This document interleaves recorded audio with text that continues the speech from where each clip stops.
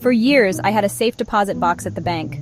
Two, actually. But after a decade of maintaining both, I decided to close one rather than pay for another year. I figured it would be a simple errand.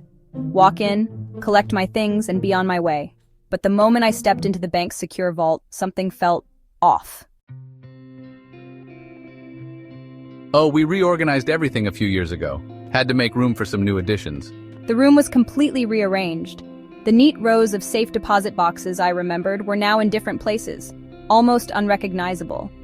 The bank manager, who accompanied me, must have noticed my puzzled expression.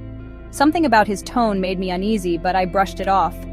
After all, why would I suspect anything strange?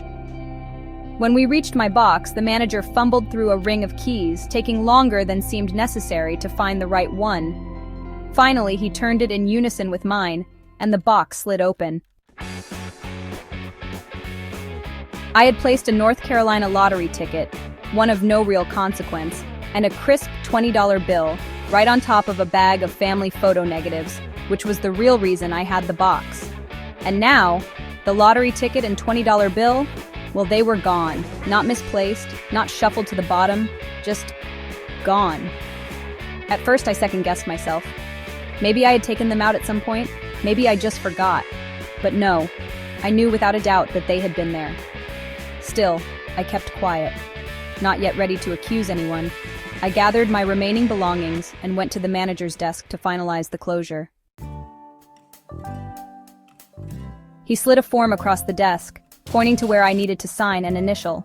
Standard procedure. But then he asked for my key, the only key I had, so that they could officially deactivate the box. I handed it over, still in its original envelope from Wachovia, the bank that had owned the branch before Wells Fargo took over. I had always been careful with that key because I was told it was the only one. Losing it would mean they'd have to drill open the box, an expensive and time-consuming process. Do you have the second key? I blinked. Excuse me? Never mind. Never mind? Never mind? The words echoed in my head, each repetition making my unease grow. What second key?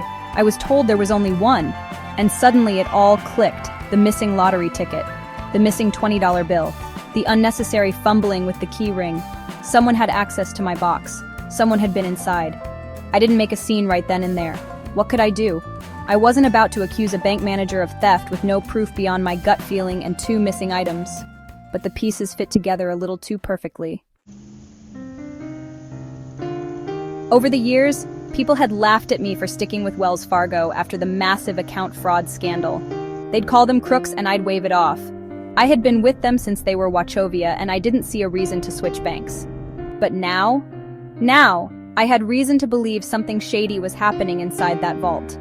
I might not have lost anything of real monetary value, just a lottery ticket and a $20 bill, but that wasn't the point. What if someone else's box had held something far more valuable? What if others had been robbed and never noticed? I don't know if I'll ever get answers, but one thing is certain. I smell something fishy. And from now on, I'll think twice before believing that a safe deposit box is as safe as they claim.